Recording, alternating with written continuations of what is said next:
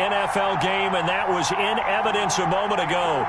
Fireworks, pyrotechnics, you name it. This crowd is ready as their guys get set to match up between the Pittsburgh Steelers and the Cleveland Browns. Fielded a couple yards into the end zone. And he opts to not bring this one out. The first drive will start at the 25.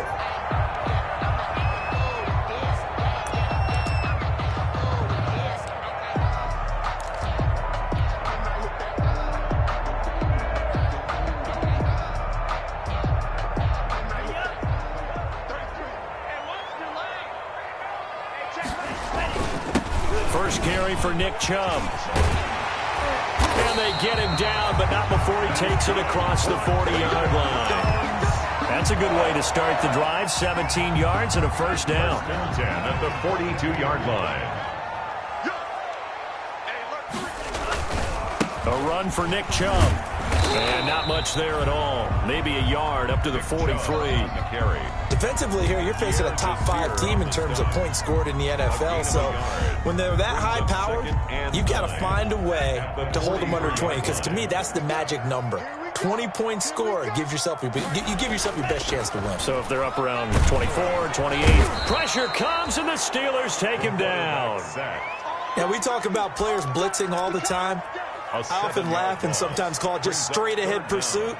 What a running start right back to the backfield for him. Yeah, it really didn't give anybody a chance to get up there and stop him. No, I mean, that's really, really difficult. You're asking a whole lot anyway, but when he gets that kind of a start and comes through clean, oftentimes the advantage definitely goes to the defensive player.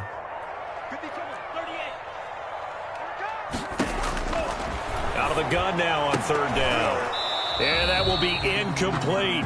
Nice play there to force the incompletion. And to me, one thing's for sure. When you're the underdogs and you're playing on the road, you absolutely have to get takeaways. You've got to get the ball from them. Yeah, win that turnover battle, going to be key. They didn't get one there, but you get the feeling they keep making plays like that, they might just get a few. Yeah, once you get one, defensive teams think they come in bunches.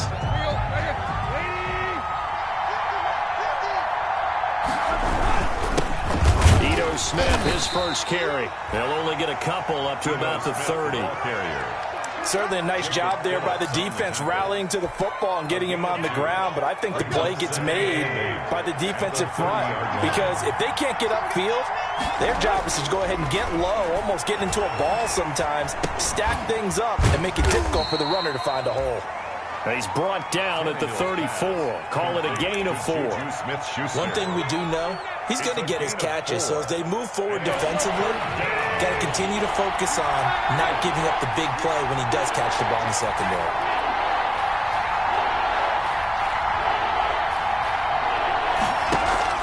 They'll fake the handoff. Now Tannehill under pressure, and he's going to go down. Tannehill sacked.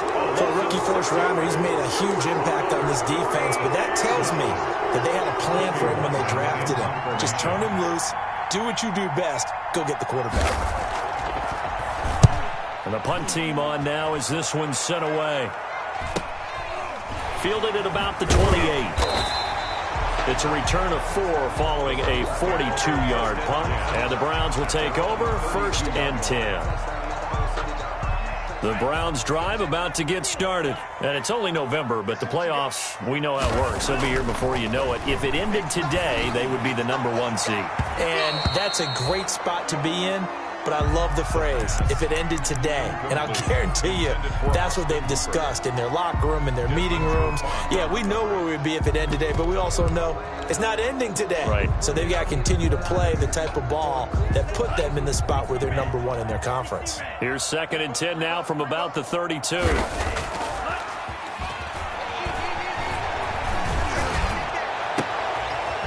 he's got a man wide open, complete. And able to rip off a big chunk of yardage before being dropped inside the 40. A gain there of 30 big ones. So how about that for a chain mover? They're all the way down inside the 40 now for 1st and 10. That's caught by the tight end, Harrison Bryant. And brought down, but not before they're inside the 25. This gain not quite as good as the last, but still over 40 yards between the two. First and 10 at the 24-yard line. Here's a quick throw out wide. It's McLaurin.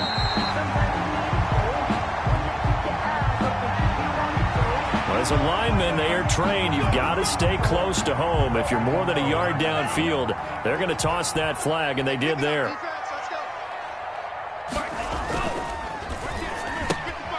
A quick throw complete into the flat out left. And he's going to be out down inside the 20 at the 15. Well, that's one of the drawbacks of running the RPO. If those linemen go into run block mode, you can't throw it if they're more than a yard downfield.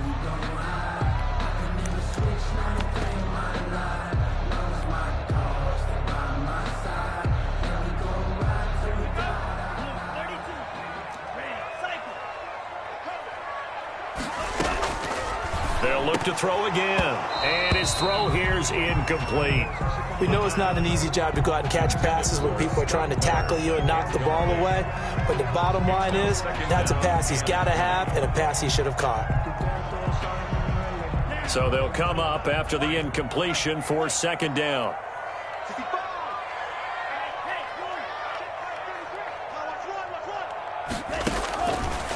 They'll stick with the passing game as he looks to throw.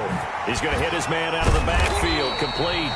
And he's going to get 7 out of this before being taken down at the 27. Oh, I came to my feet on that one. I thought he was getting close to breaking that one big, but in the end, give some credit to the defense, finding a way to get to him and forcing a third down.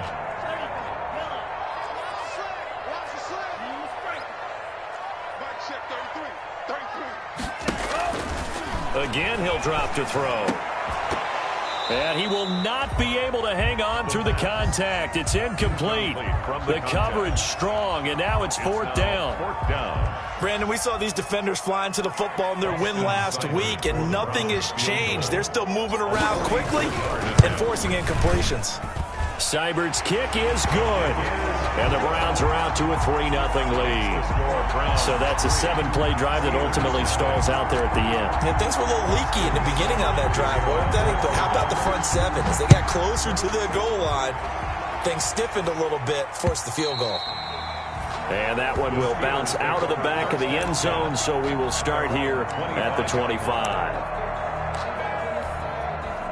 The Steeler offense here about ready for their next drive. And a 3-and-out on that first drive. We'll see if they can do better here. They should have a better opportunity because the nerves should be settled now. That first series, everybody goes out a little extra emotion.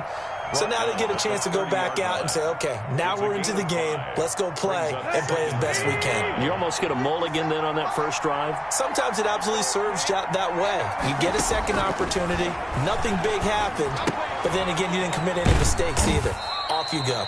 And he'll be upended at the 33 following a gain of 3. And guess what? It brings up third down. One thing you're hoping for when you run drag routes, you're able to hit a receiver in stride, and he can pick up a lot of yardage after the catch. But in this situation, the defense was effective, able to stop him before he get a good head of steam going. Open man, Smith-Schuster, it's complete. And he will have a Steelers first down as they're able to get the third down conversion. 15 yards. And the Steeler first down. 3-0 after 1 on EA Sports. Browns 3, Steelers nothing.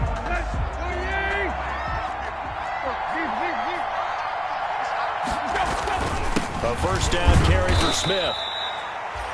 3 yards on the pickup there, and it'll be second down. Yeah, I don't know if it's exactly a win-win, but if you're on offense, you'll take that kind of a run, all right? It was kind of stacked up, found a little bit of yardage, and frankly, they're pretty close to staying on schedule on offense. The playbook is still open for the coordinator. A gain of 3 last play. This time they double it and pick up 6. That's a staple of this offense. Drag route to the tight end. Yeah, he was unable to use his size to break off much more yardage after the catch, but still an effective gain nonetheless. Trying to power ahead with Watt. He is going nowhere as he is enveloped behind the line. Calling no gain that time, and they're going to be left looking up at a 4th and 1.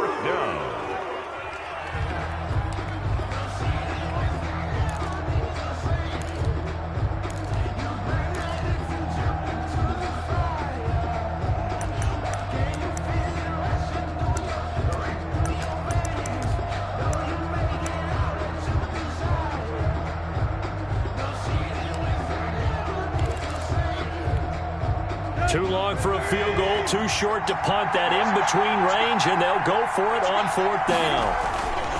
They snap it to Tannehill. Blitz coming, and down he goes. Carl Joseph came roaring in on the safety blitz. And even though they didn't get it, probably the right call. Too long for a field goal and just not a whole lot to gain from a punt there. Yeah, you wouldn't have really netted very much yardage if you punt the ball, right? And the thing about a field goal, and you know this from so much experience, the longer the field goal, the lower it comes out off the kick, right? Which means it's got a better chance of being blocked. So you're taking a chance either way. I like the fact they went for it. That's good for 28 yards. 1st and 10 at the 20.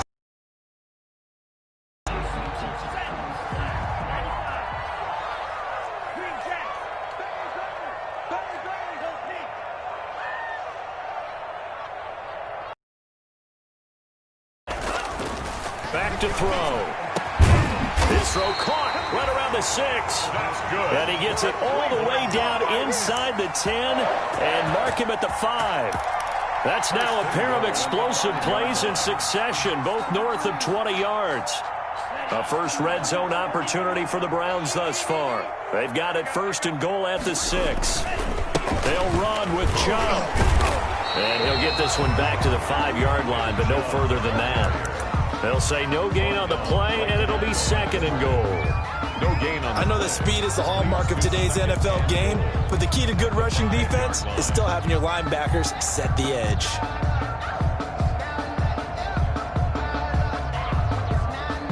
A line of scrimmage, once again the 5 as they get ready for 2nd and goal.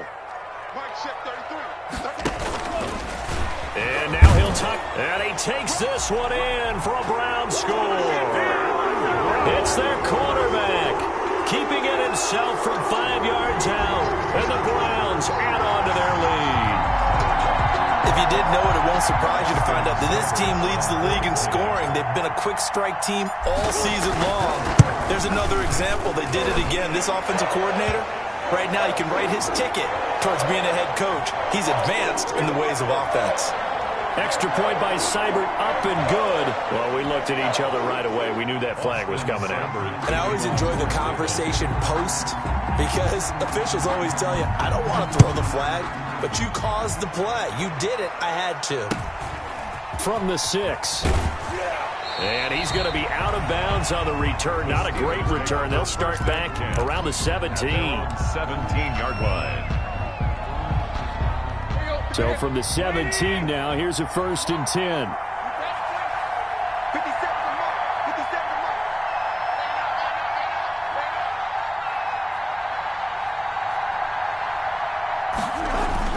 They'll start on the ground. It's Ito Smith.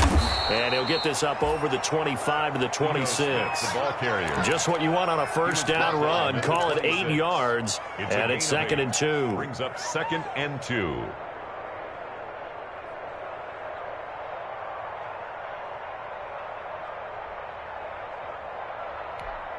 Let's go.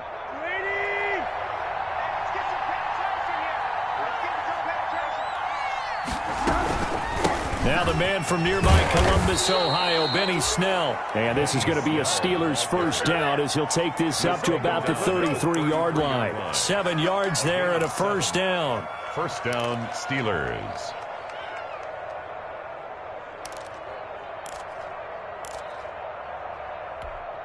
Here we go.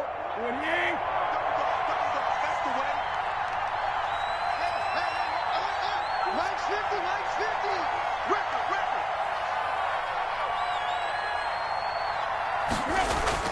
Tannehill now to throw. And the Browns pressure gets to him that time, and he's going to go down. Myles Garrett in there to drop him for his 11th sack of the year. That's 3 sacks now, and that's not much of a surprise to me, nor should it be to you. This team, they lead the league in sacks. Yeah, they do. This is something that we are starting to witness time and time again. Sacks, a growing theme in this 1st half. This is 2nd and long.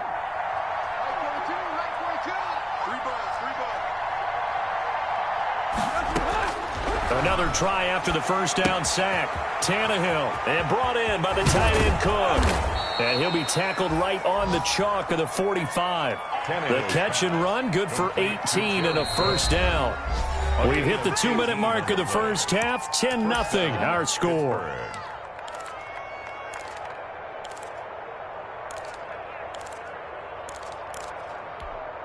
A reminder, once we hit halftime, as we do all season, we'll send it down to Jonathan Coachman in Orlando. He'll have all the stats and scores from games in progress around the NFL. The best multitasker in the business, the coach. And he's going to take this across the 50 into Browns territory. Give him 9 on the carry that time, and they're set up with a 2nd and 1. That's a really nice job by them picking up the run blitz and detecting it and blocking it and turning it into a nice run. And a lot of times you think if you blitz a running play, you're going to smother it. But a lot of the blitzers, they come in a little bit high. They don't have great leverage, and they're easily blocked and turned to the side. So because of the yards after the catch, they'll wisely decline the PI. Yeah, since it was pass interference, they would have gotten the yardage at the spot of the foul. But as you correctly noted, a little bit of run after catch for them. That extra yardage made it easy to decline the penalty. And he was able to shed 1 tackle but could not get away from there. 5 yards on the carry. Good pickup on first down. That's a strong pickup right there on first down. And as this drive goes on, we're seeing an offensive line and running game imposing its will. Absolutely nobody fooled there. He's going nowhere fast as he stopped behind the line of scrimmage. A loss on that play, and now 3rd down gets tougher. 3rd and 6.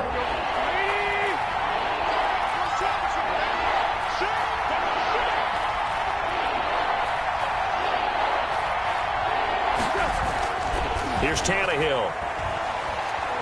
Eluding the pressure right. Oh, he's trying for Smith-Schuster, but it's intercepted. Picked off by Mack Wilson, and he brings it back to right around the 26-yard line. He got outside the pocket there trying to improvise, and he was calling for the ball downfield, but still the interception. I think what happened, he did call for the ball thinking that he was open, but I think the quarterback spotted him too late. And that margin that he had on the defenders, that got eaten up, and they came up with the interception. Over the middle to Beckham. And nothing but green grass here, middle of the field. And all the way in. Touchdown, Cleveland. Odell Beckham with touchdown number 7 on the year. And the Browns add 6 to their lead. I'll let you do the analysis, partner, but with every touchdown pass this young quarterback throws and with the success that his team has had, I just continue to be more and more impressed. Let's both do the analysis. Impressed, aren't we both? Yeah. I mean, and why shouldn't we be? We've seen him improve throughout the year. We've seen him settle in now, and you can see the confidence of the team has grown.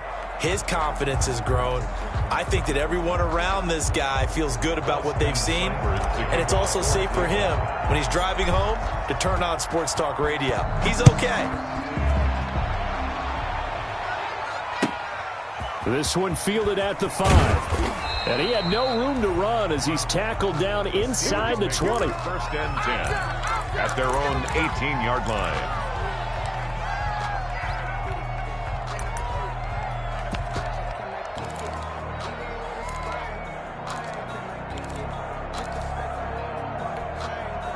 A little under 30 seconds to go. We'll see how they play it here on 1st and 10.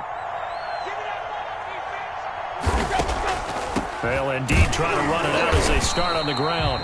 And he'll just burrow his way back to the line of scrimmage, and that's about it. No gain on the play. It'll be 2nd down.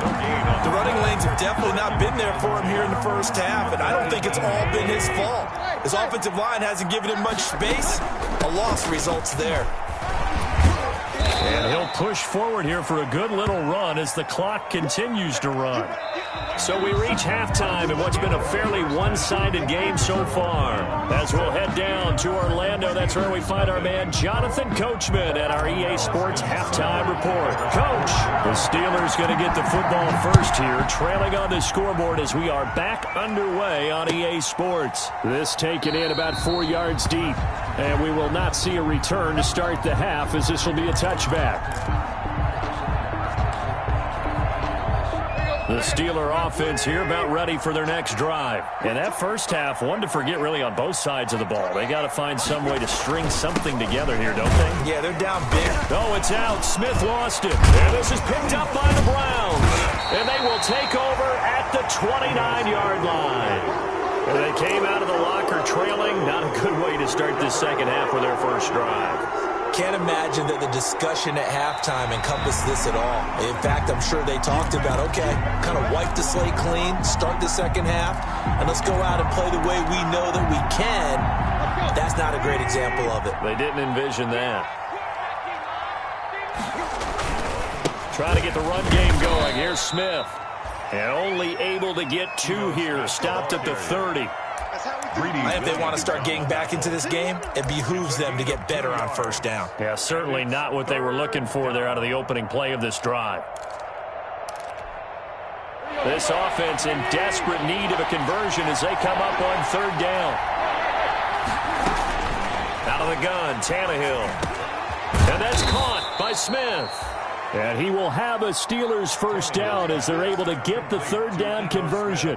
The Steeler first down on the pickup of 11 yards. And the Steeler first down. Now Ito Smith. And 3 yards there takes him to the 45. And there's the first tackle of the game for Carl Joseph. He's one of those safeties that you can utilize in any way you want. But I will have to say, I think the number one thing he does best is tackle. They go back to the ground with Smith. And a minimal gain here as he's up to about the 47-yard line. Sometimes with the running game, you've just got to stick with it. Look, it's the third quarter, no time to panic. But that also doesn't mean you just do it the same way you've been doing it the entire ball game. Maybe change up some blocking assignments or run a few different plays, but stay with the overall essence of the running game. From the gun on third down, Tannehill looking for his running back, and he's got him. Well, this is going to depend on the spot, but it's not a very generous one. He looks to be about a yard or so short. They've now produced 3-yard gains on 3 straight plays. Leads us to fourth down. The Steelers send out their punter now. He'll boot it away from about his 35. His first punt, 45 yards. This looks good as well. And problems spreading to the punt team now. This one goes all the way into the end zone on the fly, so that'll come back to the 20.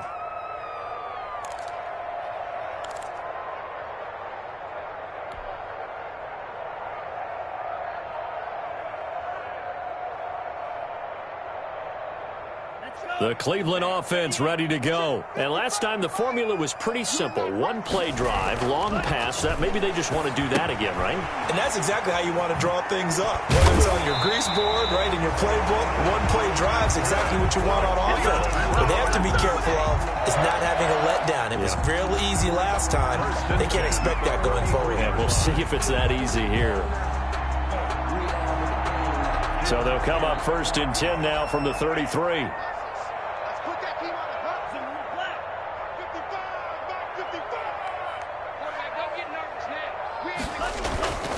They'll look to throw.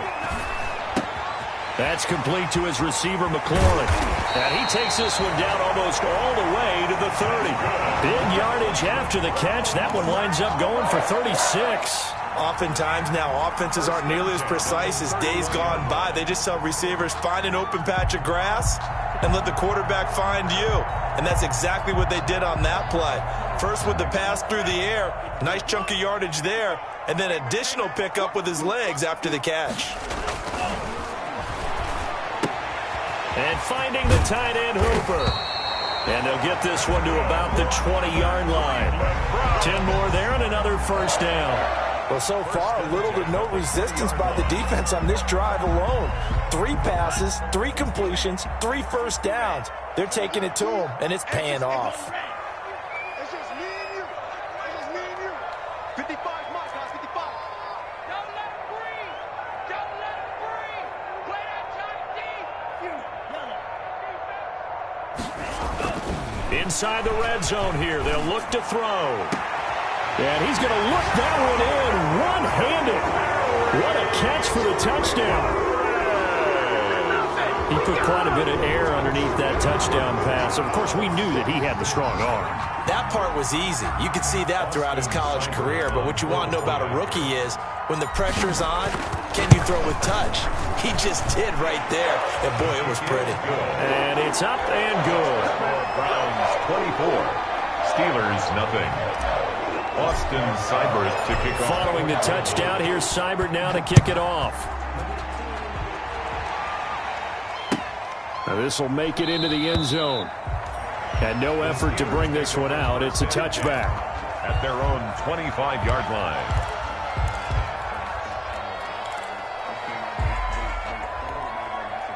The Steeler offense here about ready for their next drive. They are right now just ice cold. I mean, they have struggled big time in this game, and they're getting blown out. How do they adjust? So tough because we always talk about it being a team game, and you need all 11 working well together. But every now and then, partner, you need that one guy who can make a play against all odds that maybe can ignite things. And I think that's what they're looking for right now. Yeah, you talk about going to your playmakers. They probably need to do it. Find someone that you're used to touching the football that makes big plays and give them that opportunity to maybe wake up everyone else. Third down.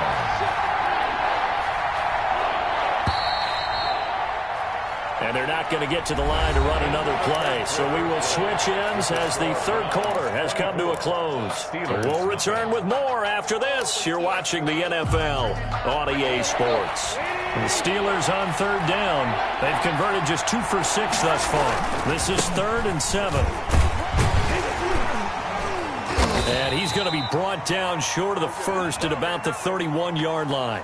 So instead of giving them another third down, they'll decline it, brings up 4. Now, that's smart football right there. You don't even have to really spend a lot of time considering it. Just know that you're probably going to get the ball back. Good job declining that penalty.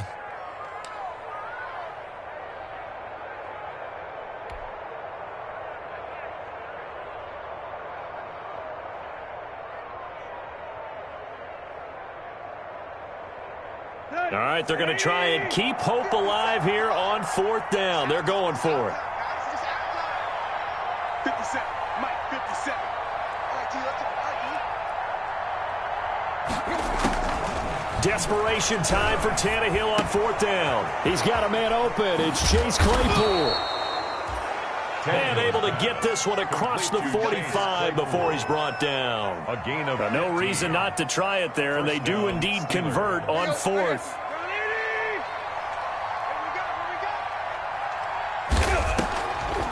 They'll go with Snell here on 1st down.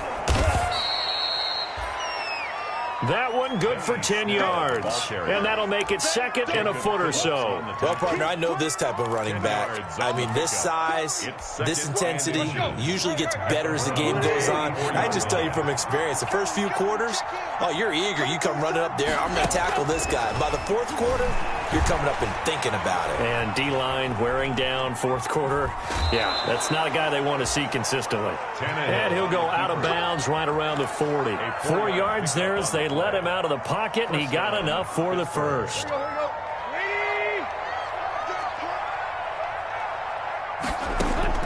Tannehill on 1st down.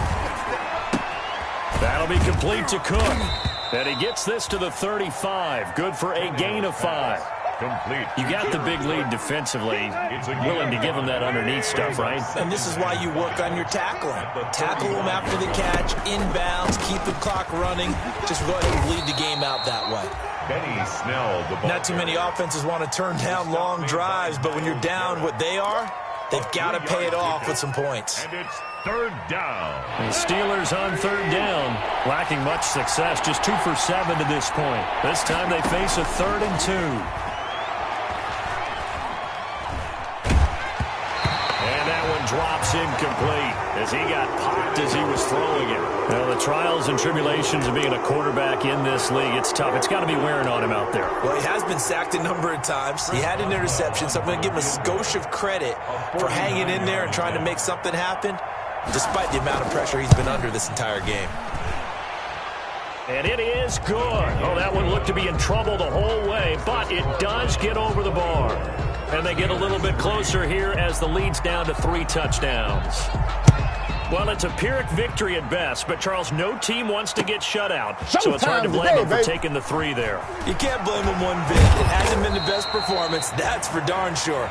But there is something to be said for fighting to avoid the goose egg, and they're at least trying to finish out strong. Charles, you'd said the magic number was probably right around 20 for this defense because they're facing one of the top 5 offenses in the league in terms of points scored. They've had their moments, but this offense just a little too good, isn't it? They really are, because no matter what you do to make an adjustment on defense, they've had an answer for it. Here's a carry for the fullback. This is Andy Janovich. Give him 3 on first down. It'll set up a 2nd and 7. Good solid gain on first down, about what you'd expect from the big guy carrying the ball.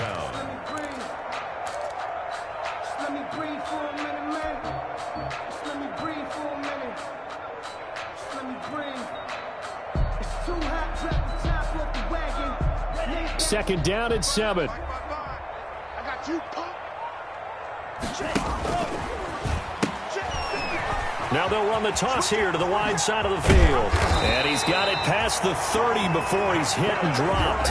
It's a pickup of 17 and a first down. Another example of this offense really having their way, Charles, and another big chunk play there on the ground. And when you look at the defense, they've got to do a much better job of wrapping up when they tackle. A lot of great opportunities continue to slip through their fingers, as do the runners. They run the option here on 1st and 10. They get this to Beckham on the perimeter. And this will leave them a yard short. Nice pickup of 9 yards on first down. It's a gain of 9. Brings up now an option play on 2nd down. Here's a quick throw to Thielen. And the play goes nowhere. Losing yardage back near the 40 at the 39.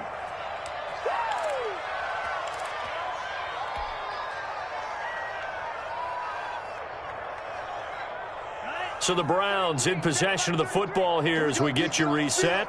And let's see what they've come up with offensively after having time to talk it over. And he's going to find his man out of the backfield. That's complete. A pickup of 5 that time and a first down. Another catch for him there on this drive, Brandon, and it looks like they're going to utilize him out of the backfield any way they can. And that time they pick up a first down. So now on defense, do you assign a man to him and try and cover him before he gets going?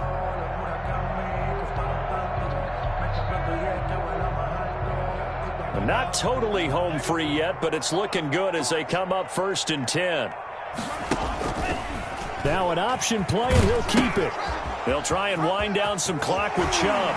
Unable to corral him, he fights through. And he goes down, but not before getting this inside the 25. He's able to rip off 32 on that one. It's a first down. How about our reigning AFC Player of the Week, hot-footing it into the secondary on that run? Yeah, nice long run. That's what got him the award a week ago. Maybe he's trying for 2 in a row here this week. And they'll bring him down at the 18-yard line. He'll get a nice chunk there on the first down run, and it's 2nd and 4. Good gain there on first down. It keeps him in a running situation, probably. They did everything right on that play, didn't they? They got the leverage up front, good blocking, nice hole for him, ends up picking up nice yardage, stays in bounds to keep the clock rolling. They are in charge of this scenario right now. They want to stay that way. And not in any rush offensively. A loss on that play, and now 3rd down gets tougher, 3rd and 6. Well, they've had success on the ground on this drive, and that makes the defense more likely to overcommit to stop the run as they did on that play. But keep in mind, it makes them susceptible to play-action passes as well.